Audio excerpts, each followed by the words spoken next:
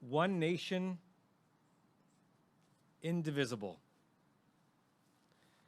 That's true right now in our country about one thing.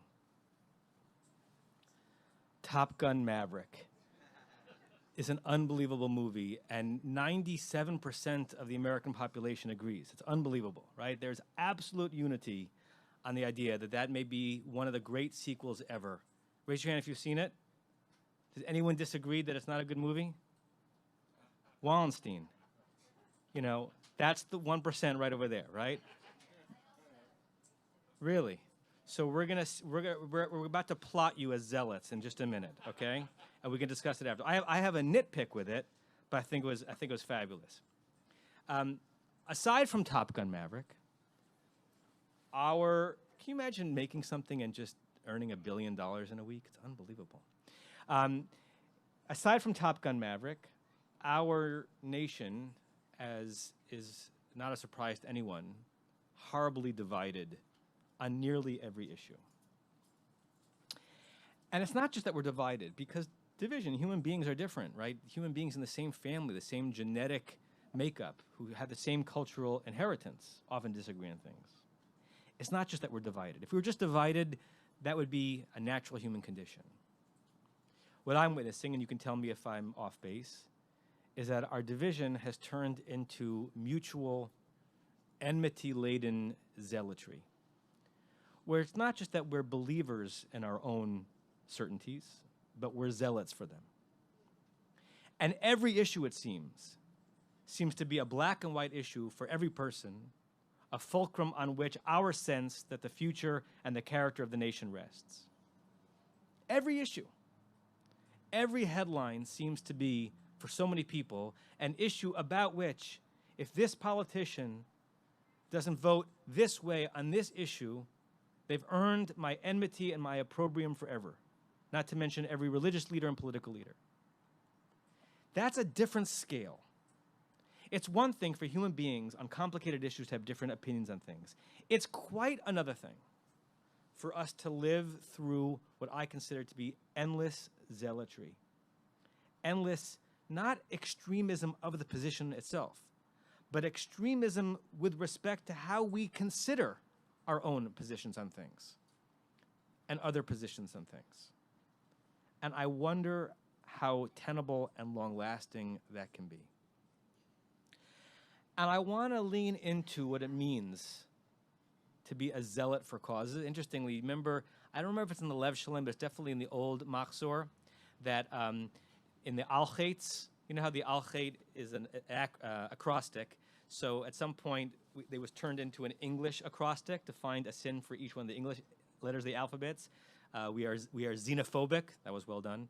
And what's the Z? We are zealots, right? It names that not to have a strong belief in something, but to have a zealous or a zealotrous approach to an issue is a sin for which we beg forgiveness on Yom Kippur. There is zealotry in Parshat Pinchas. Sorry, that was a Freudian slip. In Parshat Balak, about Pinchas that comes at the end of the Parsha, right? Parshat Pinchas, which is next week, is mostly not about Pinchas. Parshat Balak, in the end, introduces us to the thing that Pinchas is known for.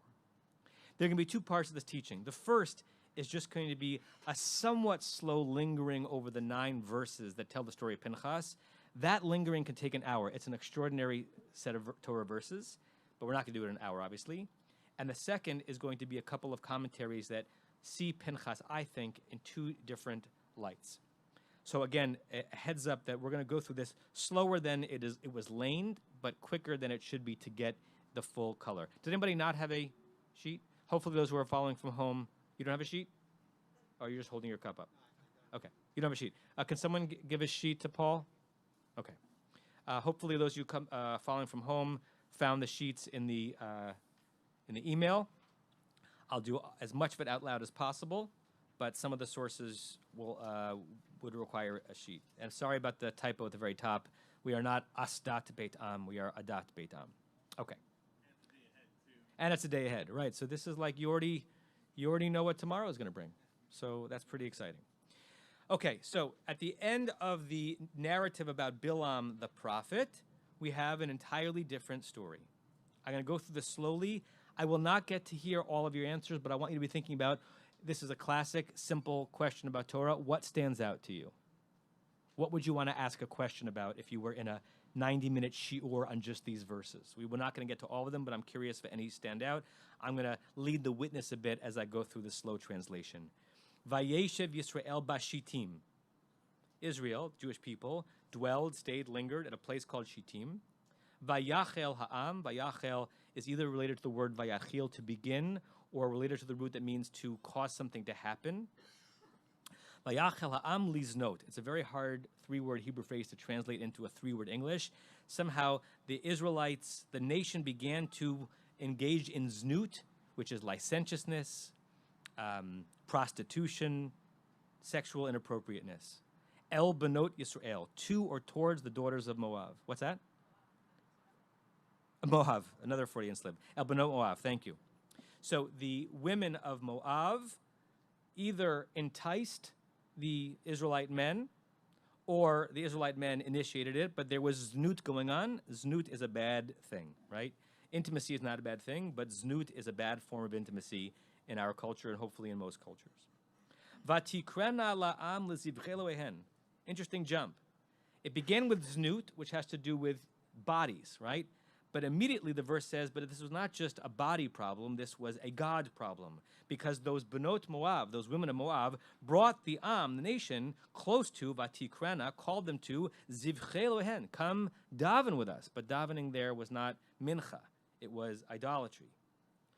Vayochal Am, we add a third sense, right? There is the sense that satisfies a sexual urge, there's a sense that satisfies the idolatrous urge, and they ate, right? So all of their, or many of their senses were being stimulated. And they went and they did the one thing that is the sine qua non of defining what idolatry is. They actually bowed down, right? They could no longer have plausible deniability. No, I was just eating at the Kiddush. I wasn't davening at shul. They bowed down, right? Great verb coming up, Vayitzamed Yisrael leval peor. Tzamad means to be very closely connected to something, to be hooked in, to be almost wrapped in. Israel became deeply embedded. How's it translated here? Attached. It's more than attached. Leval peor, to this nation or this concept or this place of Val peor. Vayicharaf Adonai b'Yisrael, often translated as anger. It means that nostrils flared. God's anthropomorphic nostrils flared upon Israel. God is very angry. So that is a lot of story in 3 sentences. Vayomer Adonai al Moshe. God is unequivocal here, by the way. God said to Moshe, Kachet kol rashei am, take all the leaders. Have we heard about the leaders yet in this section? No, it's interesting, right? We'd heard about the women of Moab and the nation, right? We don't know that the leaders were the ones responsible for it, but God goes quickly to take all of the leaders of the nation, vehoka otam, like impale them, right? This is medieval retribution, but it's pre-medieval. But there's nothing genteel about this. Neged hashamesh, literally neged hashamesh means against or in the presence of the sun. It's often translated as JPS translates it in a way that I don't like, but I forgot how they translate it. I put it as in broad daylight, right? Meaning this is not a surreptitious act. I, God, am not at all nervous about other people seeing that this was my punishment for these people. Do it when the sun is shining. Vayashov charon af Adonai Yisrael. This is God doing a prediction about God's own anger. If you do that, I'll calm down. The price to have my anger come down is all I ask for. Just impale the leaders of the nation to whom I am the God, and everything will be fine. Vayomer Moshe el Shoftei Yisrael. Moses said to the officers of Israel, which may or may not be the same thing as Rashei Ha'am, the heads. Rashei usually refers to the heads of each tribe. Shoftei Yisrael might be the people who were in charge of kind of corralling the Israelites. Simple command, Moses says. Just hirgu ish anashav. Just kill all the men. Hanitzmadim, who are, this is the passive form of the verb vayitzamed, who are so deeply embedded, leval peor. So Moses transmits a very clear, harsh, but very clear divine command to the people, just kill them all, and we can just move past this. It'll be a little blip. I'm setting up, hopefully, by going slowly, how complicated it is to assess our own emotions regarding what Pinchas is about to do. V'hinei ish mibnei Yisrael. So we have not heard that what God told Moses to tell the Shoftim to do happened. But hanging over us is mass execution of the leaders of the people. Within that context, V'hinei ish mibnei Yisrael, there was one Israelite amongst all that group. Ba, he comes. Vayakrev el achav, he brought towards his brethren, not necessarily his brothers, but his people. Et ha-Midyanit, it's interesting, the Midianite woman. It doesn't say a Midianite woman, the Midianite woman. Was she well known? Was she particularly beautiful? Was she a temptress? Did she represent all the other Midianite women? The ha is very interesting. There's no answer to it. But the Midianite, le'enei Moshe, with Moses watching. So figure the scene. Moses is trying to see if the officers are going to do what he asked them to, which is to kill all the men who are connected. In the middle of that, while the execution is waiting to happen, a standard Israelite says, look at this Midianite woman I found. He brings it over his brothers, with Moses watching the whole thing. Ule'nei kol adap in Israel, and the eyes of all of the congregation of Israel. Vehema bochim petach ohel moed. It is very hard to know how to do the syntax of the next phrase. The words are easy. Hema, they, bochim, are crying, present tense. Petach ohel moed, at the opening to the tent of meeting. Does it mean that the guy brought this Midianite woman in front of Moses and the people while they were all crying? And what were they crying for? Were they crying because there's about to be mass execution on God's will? Are they crying because they're feeling guilty? Hard to know. Or does it mean that because while this sentence was hanging, an Israelite man still continued his licentious ways by trying to entice his fellow people with this Midianite woman, that they all burst into tears? We don't know. It's a hanging present tense phrase. Vayar Pinchas, in the midst of this incredibly intense scene, a guy we don't really know much about. Pinchas, ben Elazar, the son of Elazar, ben Aaron Kohen. Therefore, he is Aaron's grandson. He's Moshe's grandnephew. He's involved. Maybe he has friends who are part of the Rashim, whom God said to kill. Maybe he could have been in one of that categories. He's not a nobody. He's not, as my teacher Rabbi Roth would say, a nochleper. Vayakom mitoch ha'edah. He got up, kuma, lakum, mitoch, from amidst the congregation. Vayikach romach be'ado. He takes a spear in his hand. If that verse is in the middle of nowhere in the Torah, you're saying, Pinchas, what are you doing? A spear in your hand. That verse in context is, oh, Pinchas is doing exactly what's asked of him, right? God asked Moses to have everybody kill the people who are doing the bad stuff. Pinchas says, oh, that's exactly what you just asked me to do. Vayavo achar ish Yisrael. He goes after that Israelite man that we met in verse 6. El hakuba, a word we've never seen before in the Torah. It's translated as inner chamber, sanctum room. He goes into the kuba. I guess it means that the Israelite man and the Midianite woman had gone deeper into the tent of meeting to do their nasty stuff as close into God's presence as possible.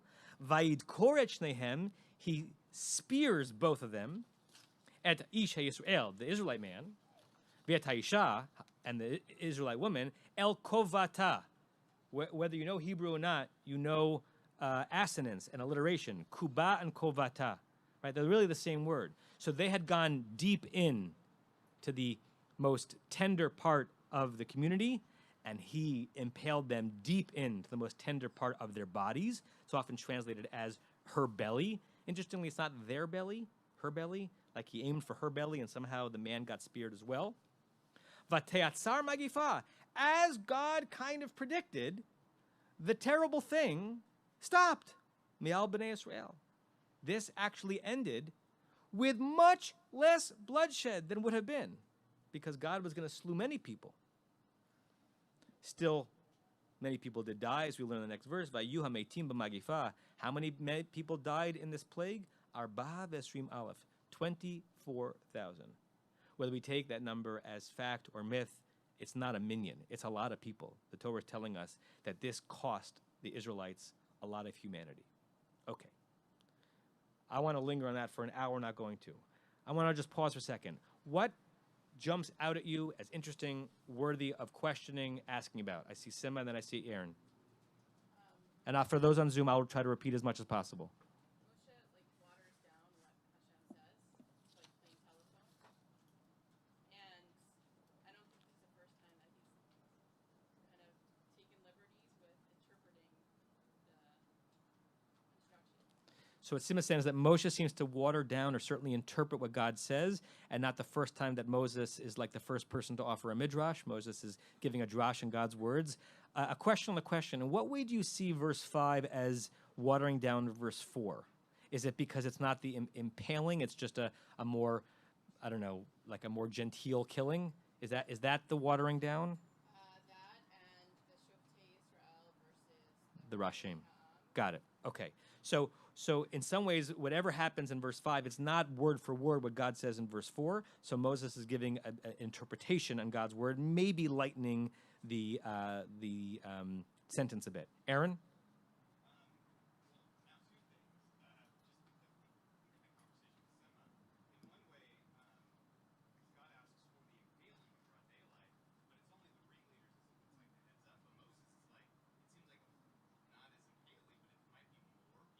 Yeah.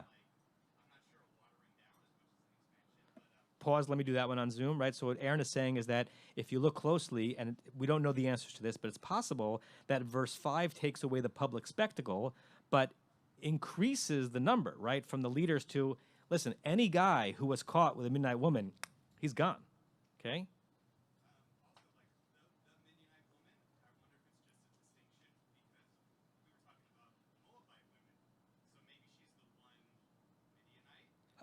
Uh-huh. Yeah.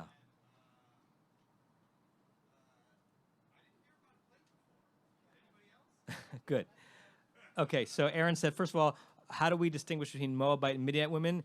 They're understood, which doesn't mean they were understood correctly, to be somewhat coterminous, that Midian and Moab were like synonyms for the same cultural location, and they're used somewhat interchangeably, but that doesn't mean that we've understood it correctly. And then verse 9 seems to suggest that we had been aware that a plague was going on and many people had died, and now we're just getting the number. This seems to be new information to us. Marnie, was your hand up? That's going to be my question, because God tells Moshe, make this stop. Moshe tells the officials, make this stop. Just then, they come, and Kligfeld does his thing, and then the plague is going on, and he's killed 24,000 people is now. Right.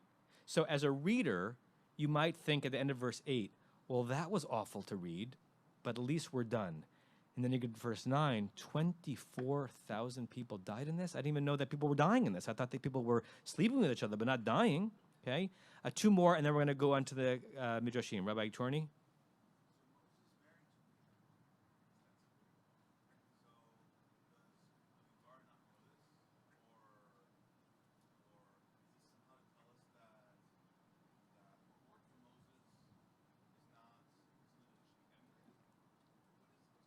Good. So what Rabbi Daniel Torney is saying is that we've known Midian well before the book of Numbers. Midian is where Moses fled to from Egypt. It's where he met Zipporah. He became very close with the Midianite priest Yitro. So is that an exception? Or is the problem not the Midianite woman per se, but the znut with Midianite women? And are there different types of Midianite women, just like there are different types of, many different types of people? Okay? Brant?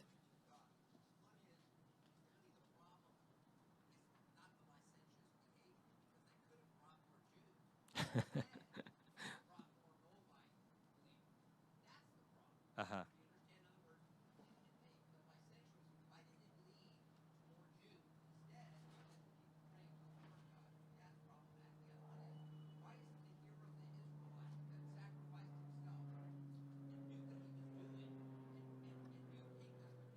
Uh-huh.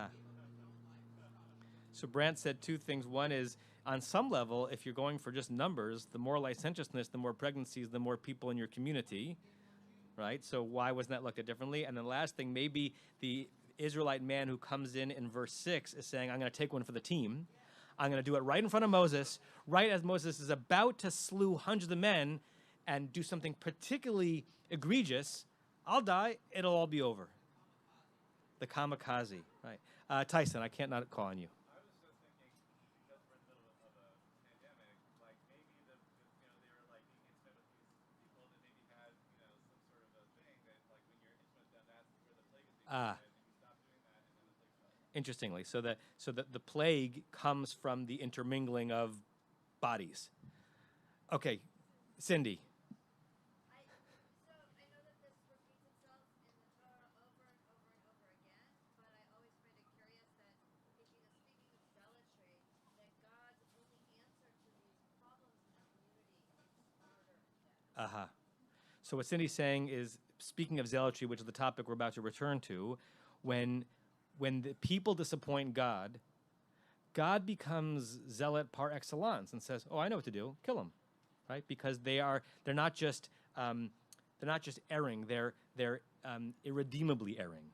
They are beyond tshuva, and they just have to be eliminated. Okay, that's actually a very good segue, because now this is part two. Part one was just they're great verses worth lingering on. Part two goes back to my opening, which is the state of affairs in contemporaneous society, and how the more things change, the more they stay the same. Two comments on what Pinchas does. The first is source number 2, commentary called Mincha Belula, which means like it has to do with the mincha offering in the temple, and it was written by Rabbi Avraham Menachem Rappaport, 16th century Italy. He goes on the phrase Vayachel ha'am liznot, which again we said is hard to translate. Something like the people began to be licentious. So or the nation began to be licentious. This is what he says. And he's focusing on the word ha'am, because the nation suggests an entirety, right? Omnam, indeed, chata rak chelik min ha'am. I read the verses, he says. The nation didn't sin. Some people sinned, right? But the nation suggests that every single member of the nation was implicated in what went wrong. That's not what I read, he says. But the verse says the people. Kolomar kulo, as if to mean all of it. He wants to make sense of it. Why does the verse use a phrase that means all of it when only some of it were involved? Kamosha omrim al ish shiado raglo choleh.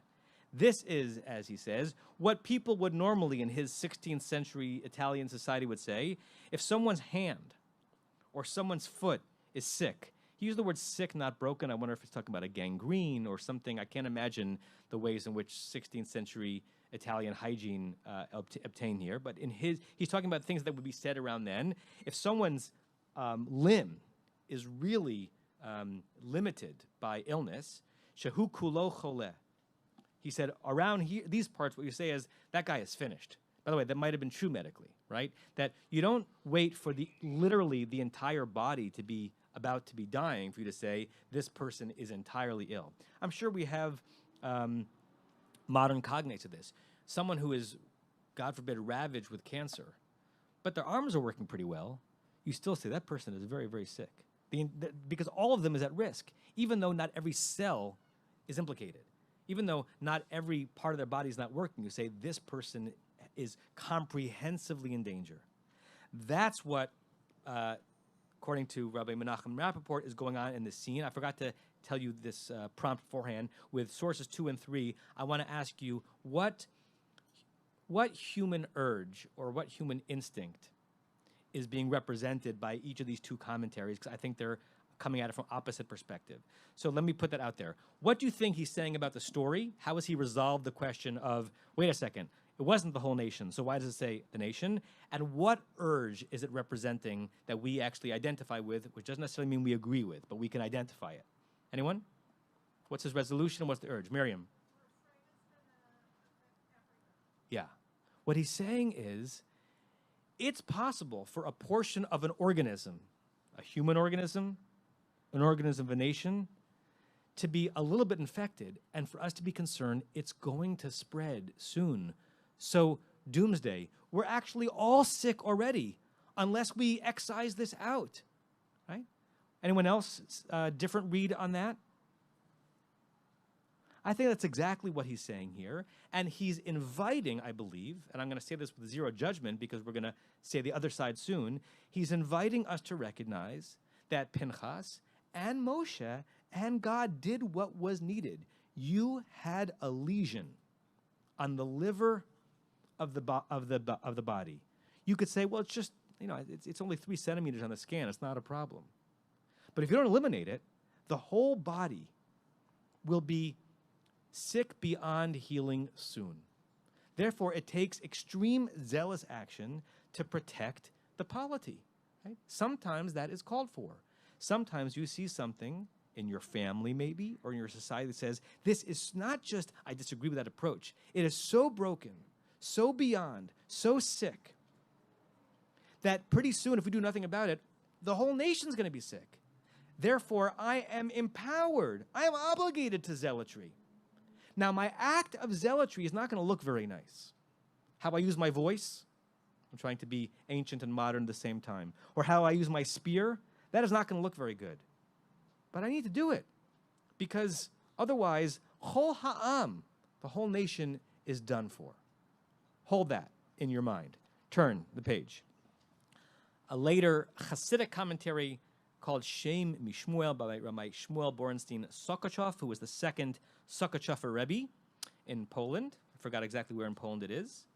And he focuses on the word mitoch from the phrase Vayar Pinchas, the Pinchas saw what was going on, Vayakom mitoch ha'ida. He got up from amidst the congregation. Remember that Torah study always focuses on words that do not need to be there. If the word was not there, the verse could have been fine. Therefore, what is the verse coming to teach us? Bahalashon mitoch, the word mitoch from midst, lichora miuteret. At first glance, it's extra. What, I wouldn't have understood the verse if it said Vayakom Pinchas, Vayakom. He got up to do this action. I would have known that he got up from where he was sitting. What does the from within mean? The Amar, and now you have a phrase which is an honorific way of referring to a dear teacher, in this case his father. I think it's Kvod Kedushato, may the honor of his glory, Adonenu, Morenu, V'Rabbeinu, our teacher, our scholar, our Rebbe, Zecher Sadiq Lebracha, may his memory be a great blessing. The author of Avnei Ezer, the author of the commentary called Avnei Ezer, which is his father, the first Sokochov Rebbe. So he's now quoting or paraphrasing his father. Yadua, it is known. We can laugh at this as known in a second, because whatever he's about to say is not true. Yadua, it's known, Sheshishim Ravo Nishamot Yisrael, the 600,000 souls that were present as Israel traveled throughout the desert, by the way, counting just the men. Makbilot are parallel to Lishishim Ravo Otiot HaTorah. The 600,000, the way you get to 600,000 is Shishim is 60. A Rivo in ancient biblical Hebrew is 10,000. So 60 times 10,000, 600,000 letters in the Torah. Yeah, the only thing that's not known about this is that that's not the number of letters in the Torah, right? There are about 350,000 letters in the Torah. But listen, they didn't have Google Math back in Sokochov in 1896. But he's trying to make a suggestion that every letter of the Torah, there's no letter of the Torah that is not significant. It represents one of the Israelite souls in the desert. V'al-kein b'chol mitzvah shadam oseh, for every mitzvah that you do, meaning following every letter in the Torah, machnis atzmo l'chlal Yisrael. You are attaching yourself. You are entering yourself into the people of Israel. Every letter, every person, one to one, even though the math is off.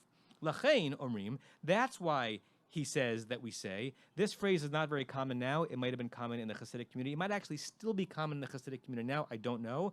A 4 or 5 word phrase that you say when you're doing a mitzvah, right? We might sometimes, like before counting the Omer, we say hineni muchanum zuman, like before the cups of wine. Apparently in Sokochov, before you did a mitzvah, you'd say bichud ashlim, in full unity. B'shem kol Yisrael, in the name of all of Israel. I do this mitzvah not just for me. I do this mitzvah to get closer in to every other Jew, because every letter of the Torah corresponds to every Jew. Ulam, however, kan, in our case, the next phrase I worked on translating for a half an hour with several different colleagues. None of us is convinced that we know exactly what it means, even though we're pretty sure we know what the teaching means in general. Shekana'in pogi'in bo. Kana'in either refers to Pinchas's own passionate impulses. Kuf nun aleph means to be jealous of or to be zealous of. I know those words sound similar in English. They also sound similar in Hebrew. To have passionate connection to. And pogea means to hit up against, to attack. the way I translate it here, his own passions were hitting up against him. They were wounding him. He was spurred by a righteous indignation, but he was wounded by his passions. And because in that situation, v'imbalim lach ein morin lo, and if you are making a decision from that place of righteous zealotry, the general rule is to not let the person act in that situation. You want to get in the way of someone's zealotry in action.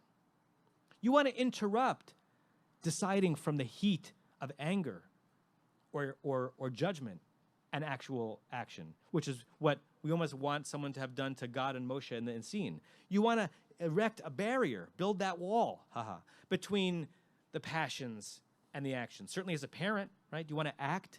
Would you feel proud if every time you had a certain passionate anger towards a child, you act on it? It's the opposite. That's when you take a breath, meditate, and calm down.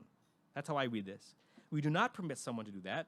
Therefore, hamakaneh hazeh, this jealous one, he doesn't even name him. He's not even giving Pinchas the honor of being named. I read this as this rabbi saying, I don't know how I feel about Pinchas. That jealous one, me'atzmo yotzeh lasod, he is acting rogue. He's acting of his own volition. Mechamat kinato l'Adonai, out of his own sense of what God wants in the situation. V'lo mechmat mitzvat haTorah, not necessarily as a direct connection between the general rules of Torah, hakolelat kol Yisrael, which obligates and coalesces all Israel. Lachen katuv, therefore it says, as a critique of Pinchas, vayakom mitoch ha'edah, he left the congregation. He got up from amidst the kahal that represented Torah. He went off the pathway. Hainu shenechalak mitoch ha'edah. He separated himself from the congregation. Now, one can look at this two different ways, depending on what tone of voice you have him say.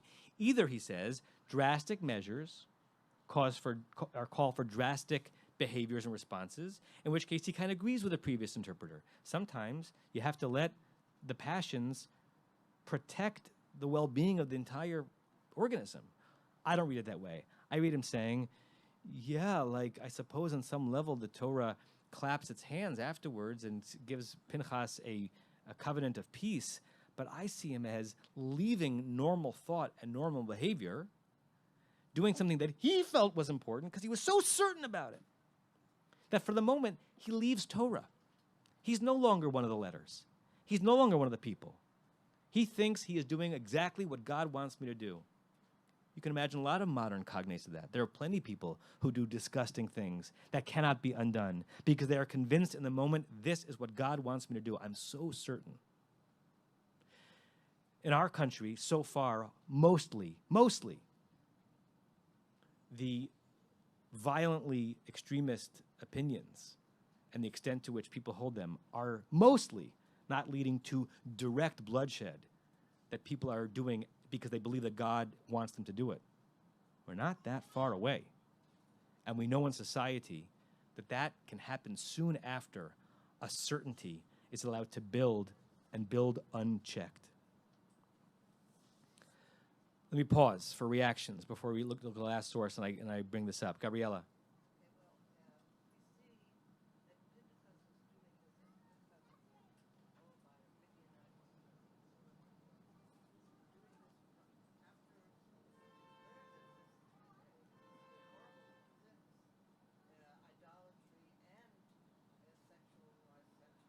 Yes.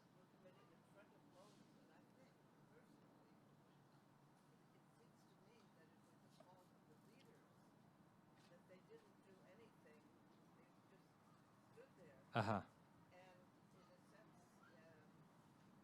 the absence of leadership would have, grabbed them and said, you're going to jail. Something like, Interesting. this is not right. I think when this happens, it's an absence of rational leadership. So what Gabriella is saying is that while the focus is on Pinchas, you can blame the leadership that we expect to keep things in order and to act with sobriety. Since they didn't act, it opened the door for someone rogue, and that the leaders who didn't act on time were responsible. Interesting. I hear people who haven't spoken yet before. I want to hear everybody, but anyone who has not spoken, Marnie, and then Paul. When you're acting with zealotry, it's easy to go like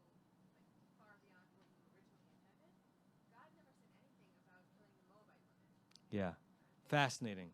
That's great, Marnie. So what Marnie's saying is that when you're acting with inflamed passions, often even if your intent was beyond, you might even go beyond your own intent, because God never said anything about killing the women, the Moabite women, just killing the Israelites doing things bad, and now a Moabite woman who may or may not have been innocent in the story is also gone. It's hard to control that urge.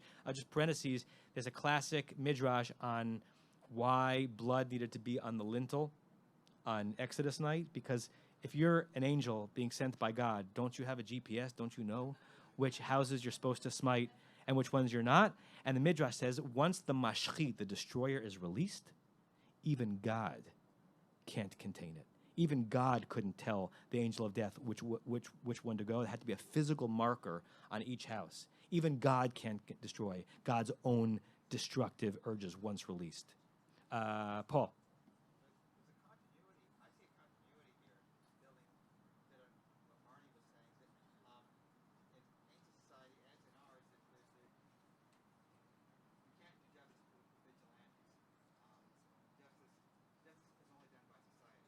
Good. Right, so certainly that read, Paul, which I'll paraphrase in a second for those on Zoom, agrees with at least my read of the second source, which is that justice ultimately has to be done soberly in society, and vigilantes, even if they are convinced that they're right, are not the ones who are to be leading. And I want to make the claim, and I know this is a claim that you can disagree with, that's fine, that there's vigilantism that has spears and guns and leads directly to people dying. There's vigilantism of ideology as well. And you can be a part of a vigilante society that is directly and indirectly causing things down the line that might lead to bloodshed, while you stand and think that you're just pure of thought. You're just an ideologue. You just happen to think this really strongly and real certainty.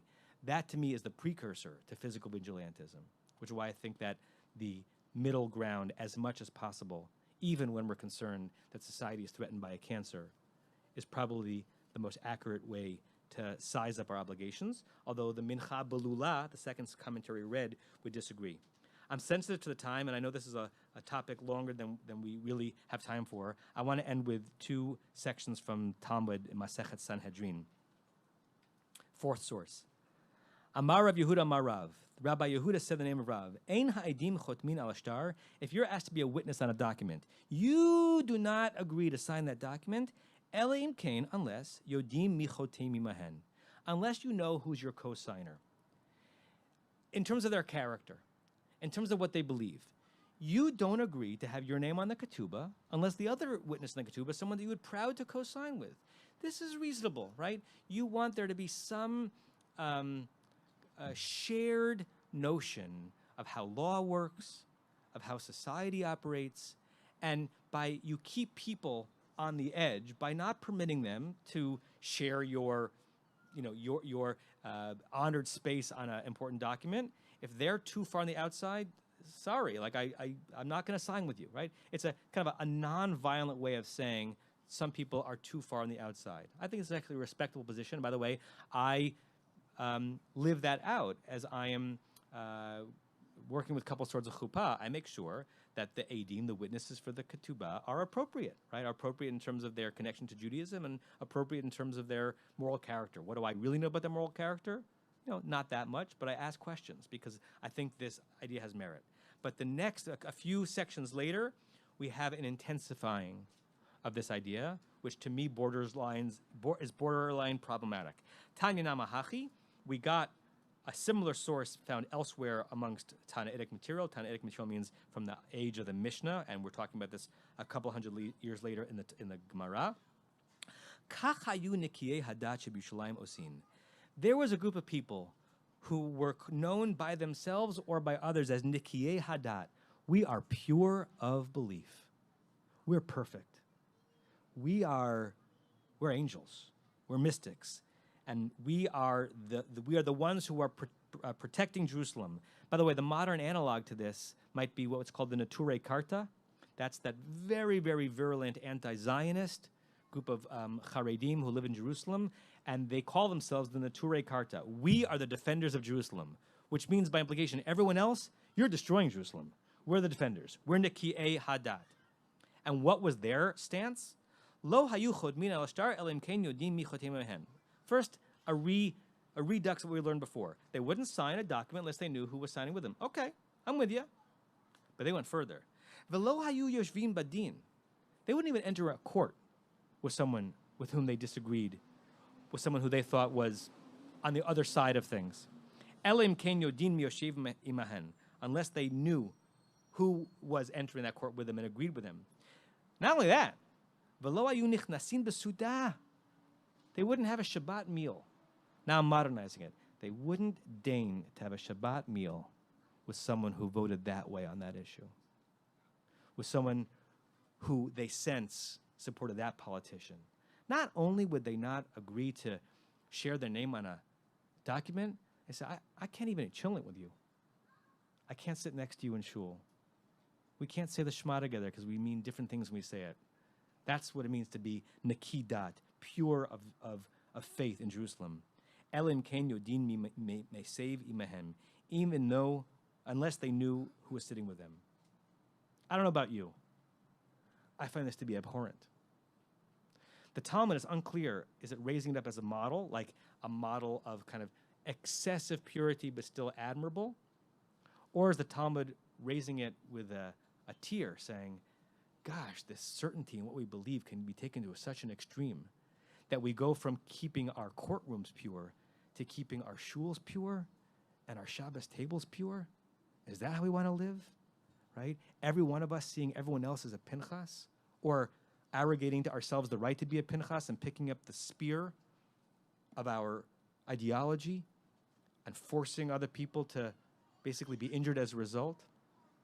That, to me, is a society that is certain to never regain the notion of indivisible. There are fissures in Jewish society and American society that are real and problematic and hard. I have no pat solutions to some of the many issues that plague us. But I am nervous about zealotry. And I'm nervous about certainty. And I'm nervous about people's certainty about their certainty. And I'm nervous about people not willing to read a single article or expose themselves to a thought or be sitting next to a person because they fear that that person's contribution to the illness of our society is too extreme. Are there such people in our country? Of course. Are most people that way? Are most Jews that way? If so, then we're in greater danger than we thought. And I don't think that we're there yet. But it can become a self-fulfilling prophecy if we don't realize the Pinchas urges in ourselves and choose to moderate them and open ourselves up to a grander and more expansive word of God. I think that's an incredible and important challenge in front of the Jewish people, in front of the American people.